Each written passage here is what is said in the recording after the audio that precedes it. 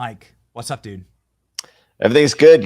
If you end up cutting that reel with Senator Schmidt, you should uh, you should juxtapose it against the Tony Fauci attempt to throw out the first pitch.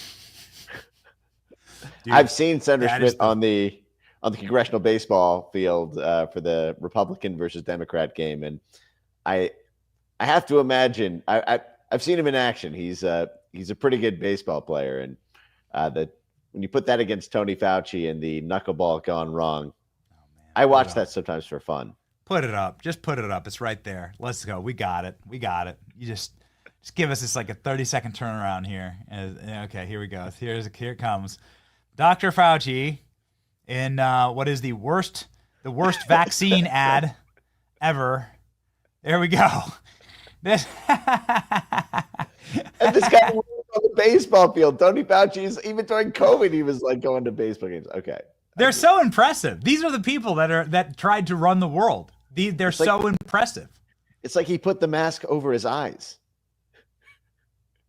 They're so smart. These people ran the world, Mike, and now their days are over. Well, Donald they Trump ran is it in the same direction they threw the ball. They That's just right. threw it completely sideways. Donald Trump resetting everything. We just hammered the table this morning on President Trump saying in Saudi Arabia yesterday that the neocons and the globalist world builders build nothing. They just destroy.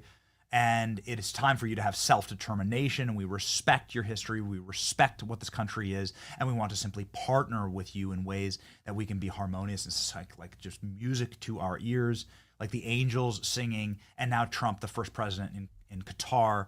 And that seems to be going really well. Mike, the floor is yours. What is the president doing right now?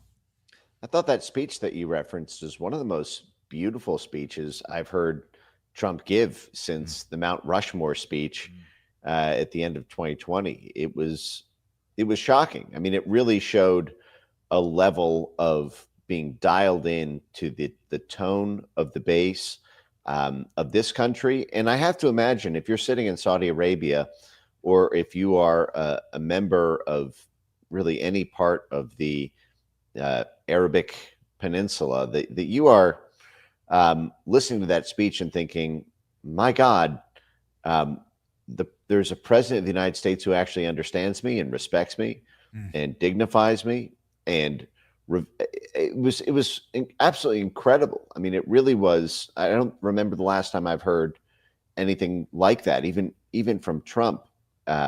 So I thought it was very impressive. Trump certainly has a way with connecting with folks, especially I think the alliance between him and Saudi Arabia has been such a fascinating one to follow.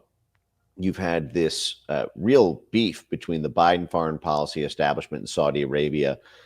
The Atlantic Council white papers would refer to Mohammed. I'm sorry, yeah, MBS bin Salman as a as Putin adjacent. We very nearly labeled him a well an attempted dictator that we should overthrow on par with Putin.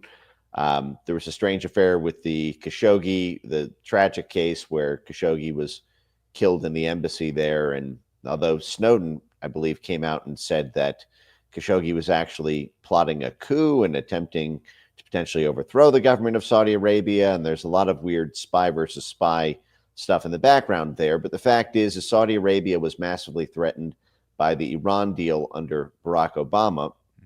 Um, and Israel was threatened on the security side, at least as the um, tone of the diplomatic posturing was. It was that Saudi Arabia was scared it was going to be economically cut out of the oil and gas in the region, and Israel was scared that it was going to be threatened on security grounds because the Iran deal would allow Iran to become wealthy and therefore fund Hamas, Hezbollah, the Houthis at the time. And so this drew Saudi Arabia and Israel into a budding alliance for the first time, really in the two nations' history in an overt way. That has undergone some rockiness, but the fact is Trump is trying to have his Saudi Arabia and Israel too with Qatar in the mix. So we got $600 billion of investment now committed to from Saudi Arabia to the U.S. This adds to something like 200 billion from Japan, and we've seen, I think, must be north of $1 trillion of foreign investment in the U.S. that Trump has secured.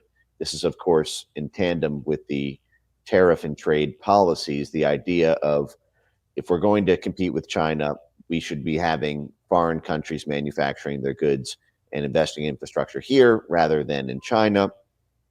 So you've seen strings of successes. The Qatar development has been surprising to me, very interesting in terms of the 4D chess of it all. Qatar is obviously renowned as the leading ally of Iran.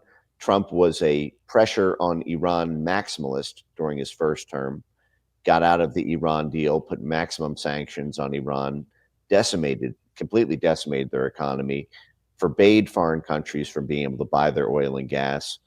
Famously, he fought off China's ability to get oil and gas from Iran. But then when Biden won, 2 months into his term, China signed a $400 billion oil and gas deal with Iran, which is one of those things that they got bargain basement discount prices for the world's second largest supply of oil.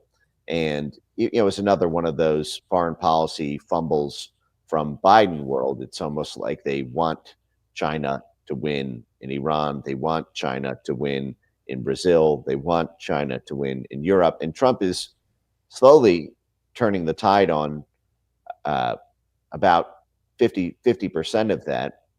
We're hearing that Trump has also negotiated a tariff ceasefire, a tariff deal with China as well. But the Qatar development is interesting as well, because obviously there are rumblings about discord with Netanyahu, and Qatar being such a close ally of Iran has sparked this kind of diplomatic and culture war spillover into the underlying issues around Israel-Palestine and a potential war with Iran.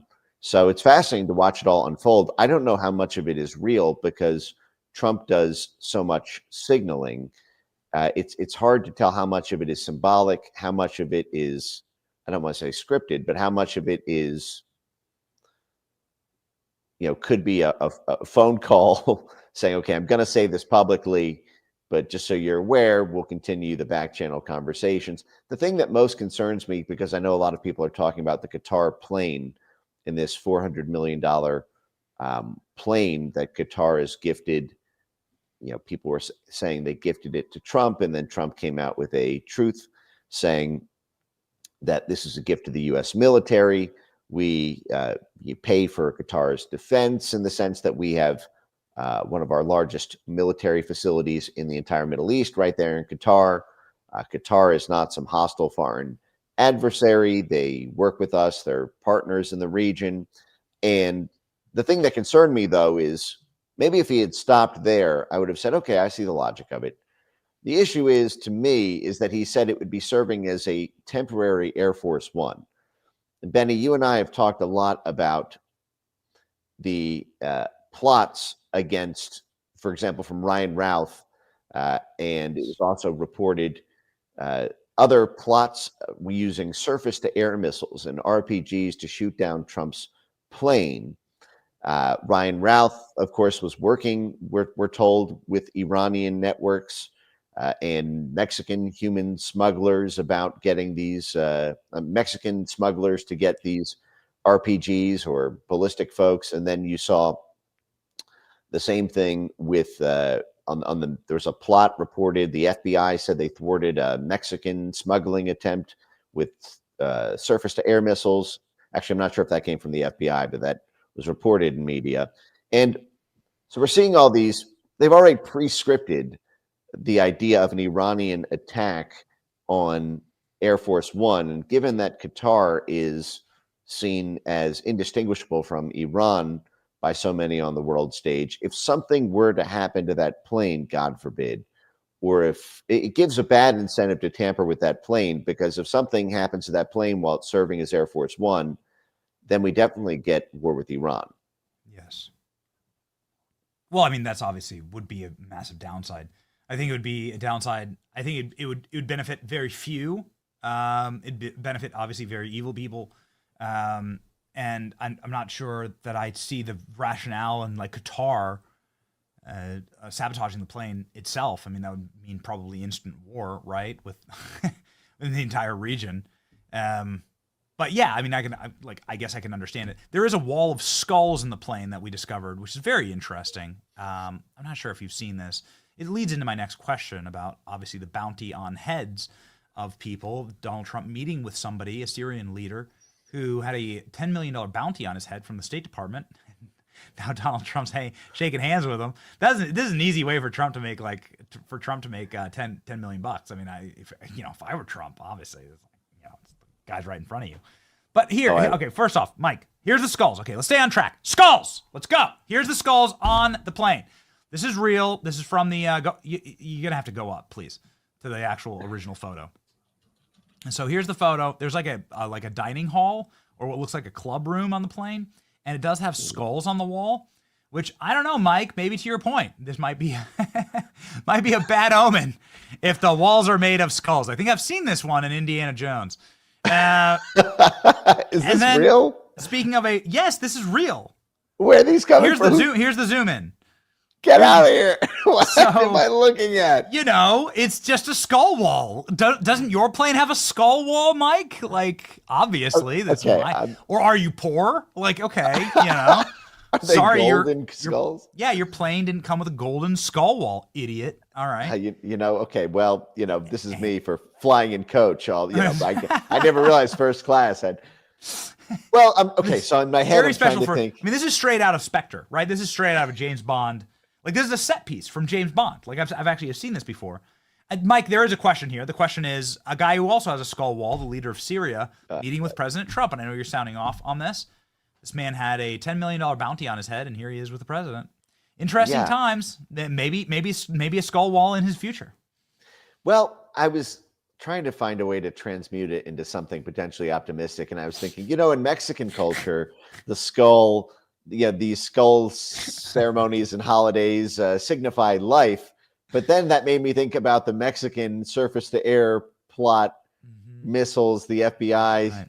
So I'm thinking, that's not where where I'm going with this is Mexico. And then we're hearing about Mexican surface-to-air missiles against the Trump's plane. That doesn't exactly give me confidence. But look, I'll say this. I think you're right. It is oddly beautiful as a set piece.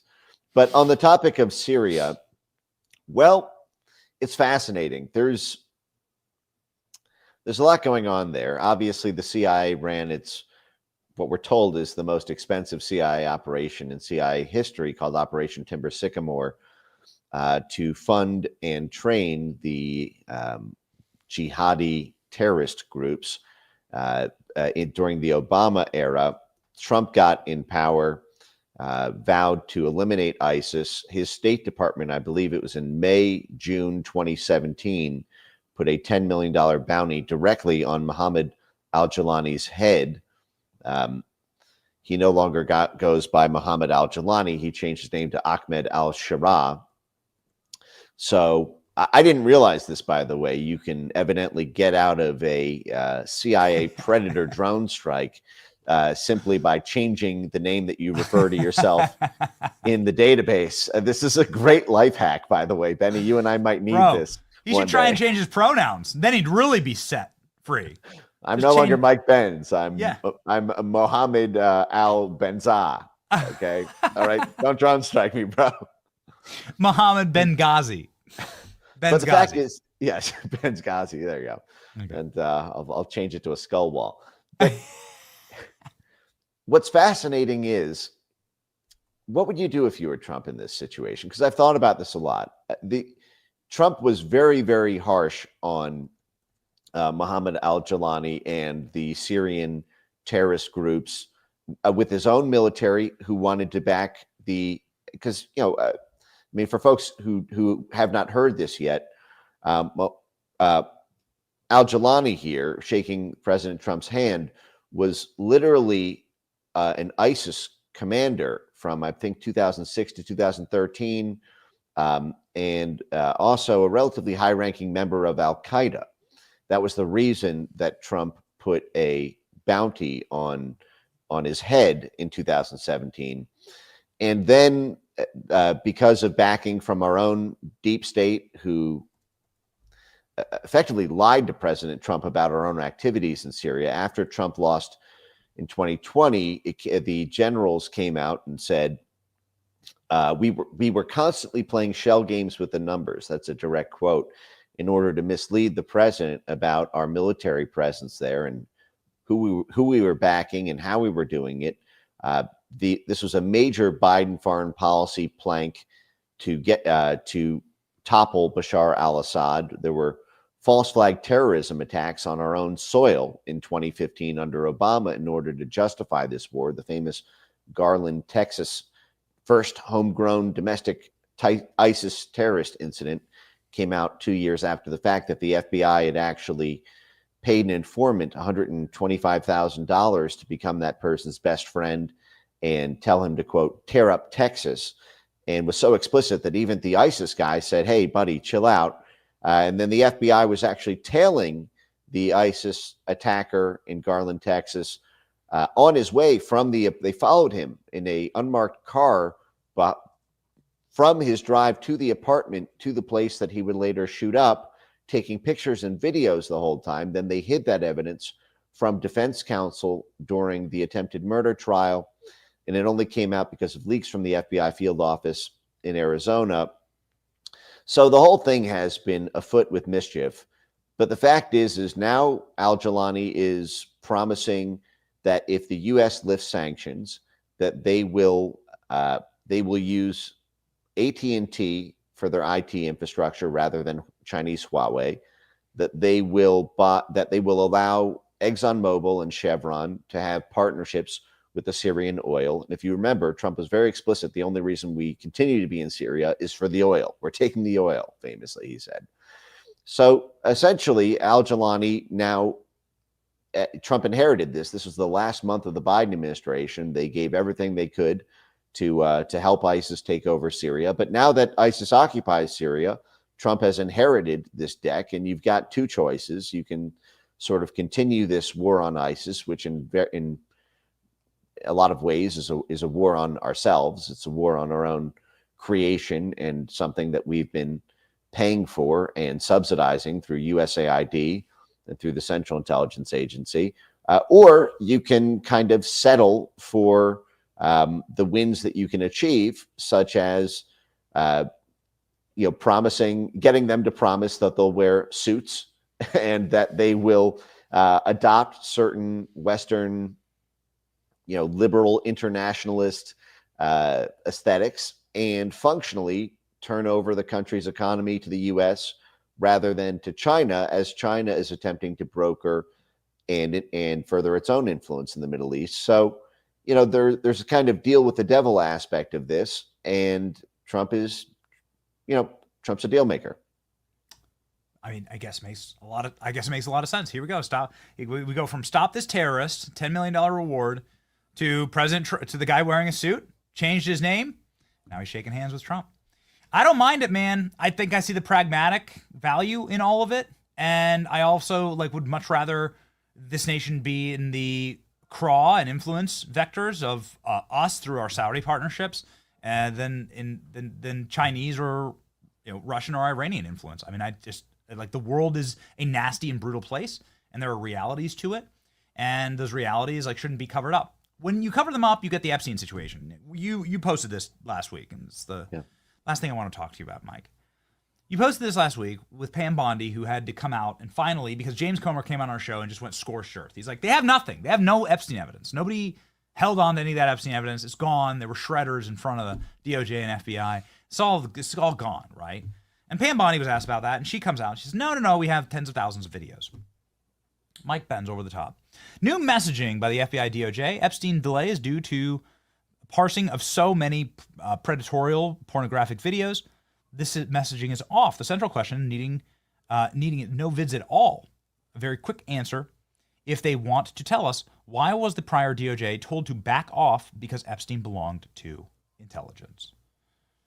You're, of course, referencing Alex Acosta there, and when Epstein was caught dead to rights in underage prostitution activities here in the state of Florida. And please expound, Mike. What's happening with this Epstein saga? I've gotten a chilling response, quite frankly, from people that were gung-ho about releasing everything, and I can't quite put my finger on it. So please expound for us. Well, I was told by folks at the FBI that there's the FBI is likely not in possession of files relating to Epstein and intelligence. I believe that those would be held either certainly at the Justice Department layer, but then either at the CIA layer as well, or then there's the question of whether or not intelligence meant just domestic, or if it meant just international, or if it meant both.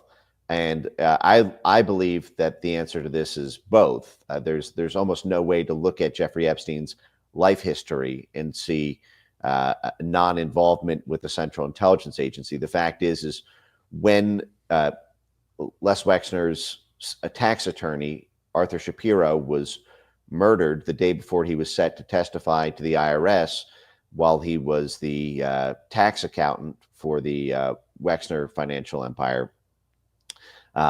That's when Jeffrey Epstein linked up with Wexner, and then that was in Columbus, Ohio. And then Jeffrey Epstein, who was partnered with the Saudi Khashoggi network during Iran-Contra, running the arms to the Iran part of Iran-Contra.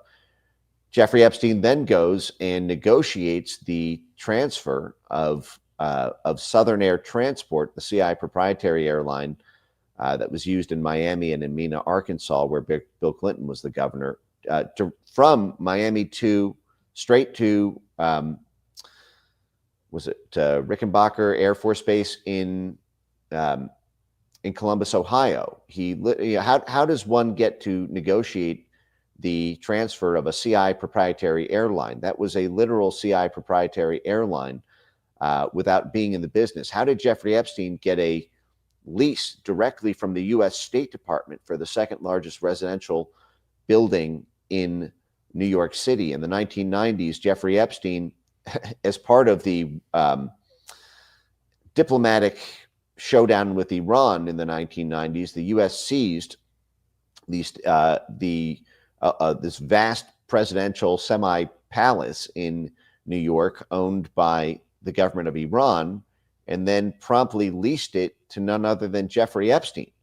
And then, I mean, how does the State Department become your personal landlord after seizing it from another country? And then Jeffrey Epstein got in a kerfuffle with the State Department over this because Jeffrey Epstein deceived the State Department and subleased it out to the defense lawyer for the French Connection and Pizza Connection cases, the famous two cases of CIA drug running through the Italian mafia on the eastern seaboard of the U.S., through pizza shops, and on the banks of the Marseille in France. And so you have this network that goes back a very long time with U.S. intelligence with Epstein. But the fact is there seems to be pretty obvious connections to Israeli intelligence, potentially British intelligence, potentially Saudi intelligence. But all of this could be asked and answered, I think, at the Justice Department layer. I mean, at least tell us if it's true or false. If the official story is Alex Acosta lied, because remember, Alex Acosta was the Secretary of Labor. Now, the Department of Labor is the union department in the United States. And I don't think I need to tell the audience, if you've seen enough Godfather movies, about the links between organized labor and organized crime. That is, the unions are the principal means of control for organized crime to be able to run transport lanes, to be able to smuggle things, to be able to control the import and export on docks, to be able to transport them on railways, also to serve as muscle. I can talk at length about all of that. And Alex Acosta was also the dean of the law school of FIU, Florida International University, which is a major hotbed for CIA activity For example, Juan Guaido, who was the CIA-backed candidate to topple the government of Maduro, was actually announced to be the president of Venezuela, I think despite only receiving something like 7% of the vote. At the State of the Union address, both standing ovation from both sides of the aisle in 2020.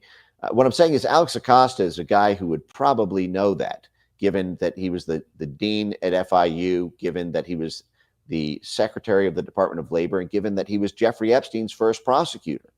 And if he comes out and says, I was told to back off Epstein because he belonged to intelligence and to leave it alone, I don't think that he would throw that out haphazardly. He was fighting for his political life at the time when he made this statement.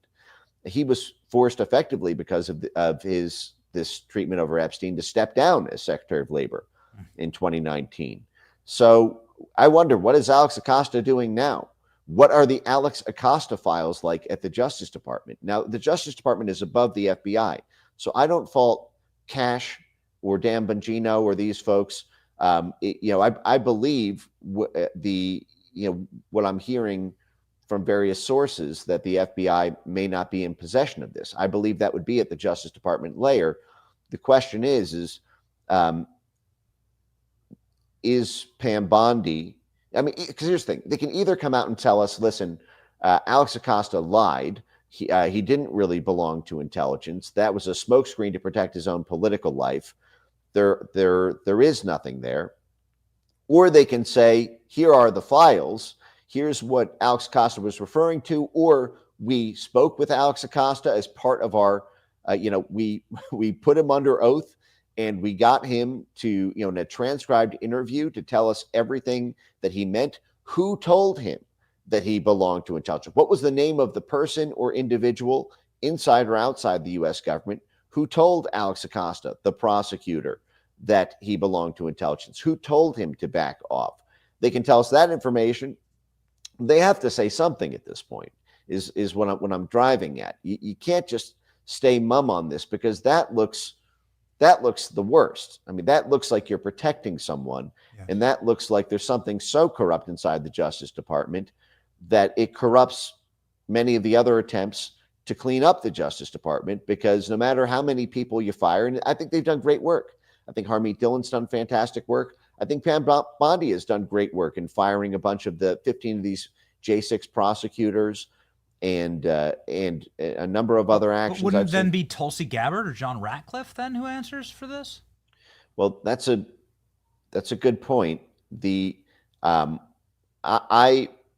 My understanding is the Justice Department is holding on to this, and I don't know. Strange grenade to hold on to if the actual answers are across the Potomac at the CIA. Right. That's a good point. In fact, this is one of these things where I feel that there should be some sort of, I was joking and calling it Fridays with the FBI, but there should be a sort of beer with the Justice Department, a kind of, because that would be a great question to ask Pam Bondi directly, is following up about Alex Acosta and his statements about intelligence, and then following up with the CIA. And we should, the problem is everything else begins to look a little bit like, dressing up. I was going to say, putting silk on a pig, but that's a little too, I think, extreme. But basically, it looks like you're beating around the big problem. If there's this big issue that you ran on, you campaigned on, that everybody seemed to be in the know about it. We heard Cash testify in Congress a few days ago that he believed that Jeffrey Epstein killed himself in prison, which, maybe that is Cash's genuine belief. And again, I think Cash is doing, on the whole, a fantastic job.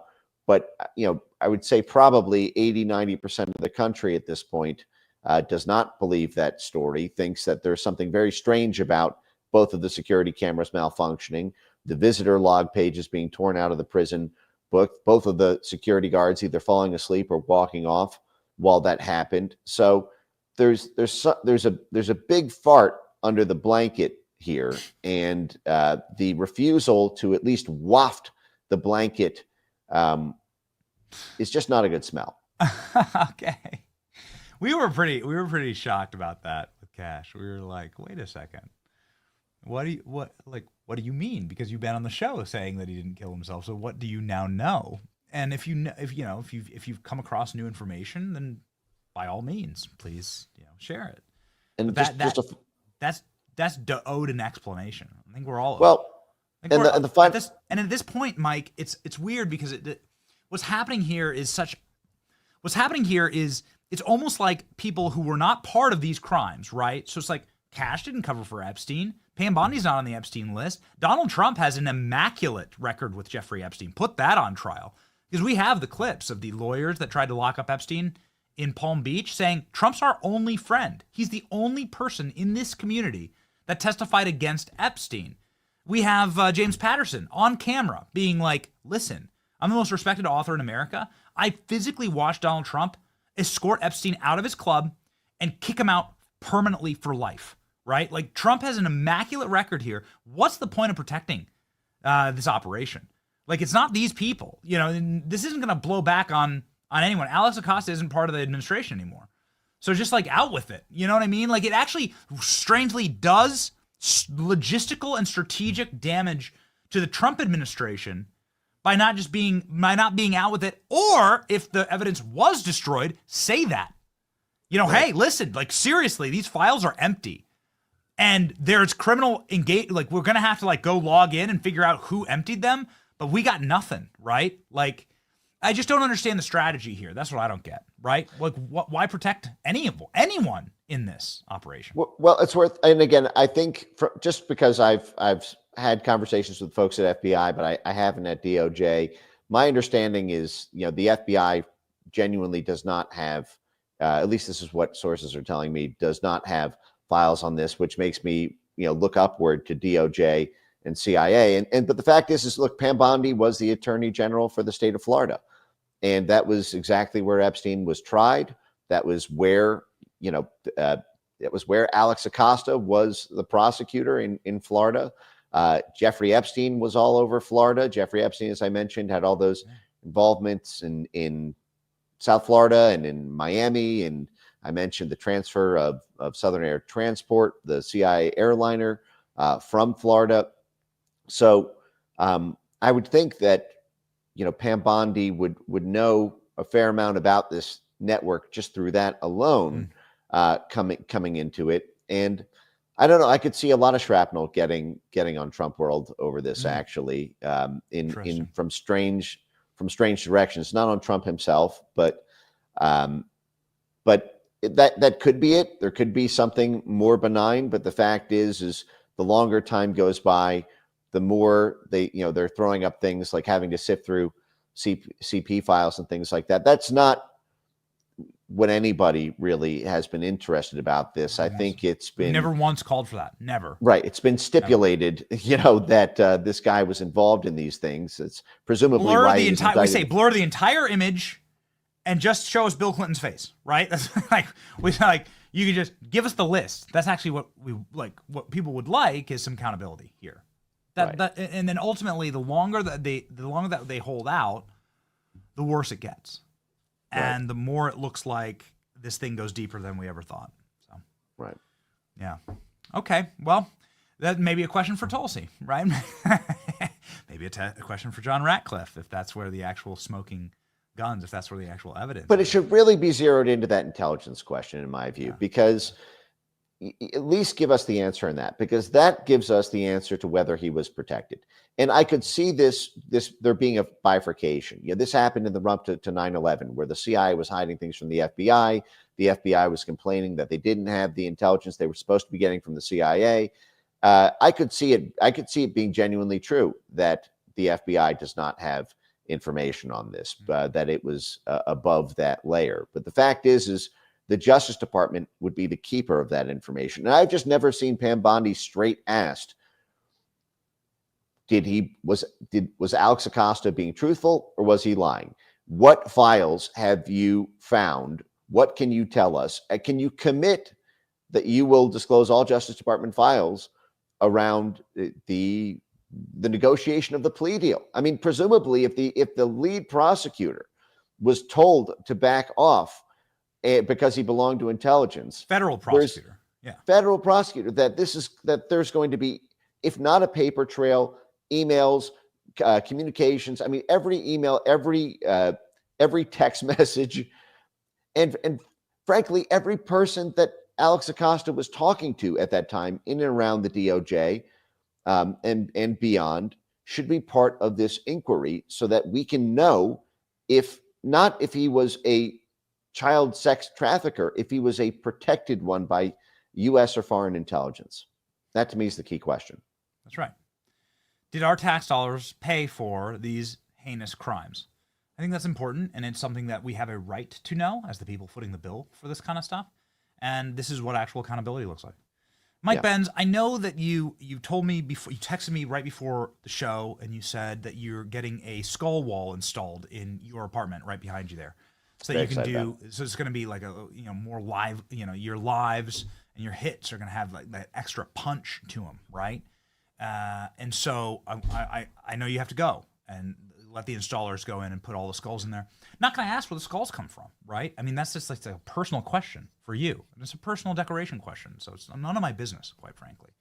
But I respect it, I respect it, and I know you're taking a cue from President Trump's new plane, so. Thanks, Benny. You know what? You've inspired me. I actually might. I'm going to go to Temu now or Amazon and see if I can find my best and then look, maybe I'll get a deal with AT&T. Ryan Ralph's not too far from you. Just text him. I'm sure he'll be able to smuggle some in for you. I'll hit up my Ukrainian contact. Oh, it's getting dark. That's right. Ladies and gentlemen, if you want to see the light, go to Mike Benz's X page. He's got 1 million followers. Okay, he's a millionaire. He's got 1 million followers on X. He's even got the light shining there in his cover image. And you'll get quite a bit of light there from Mike Benz. And in a world of darkness, make sure that you're seeking out people who tell the truth. Godspeed, Mike. Thanks, Benny. Bye.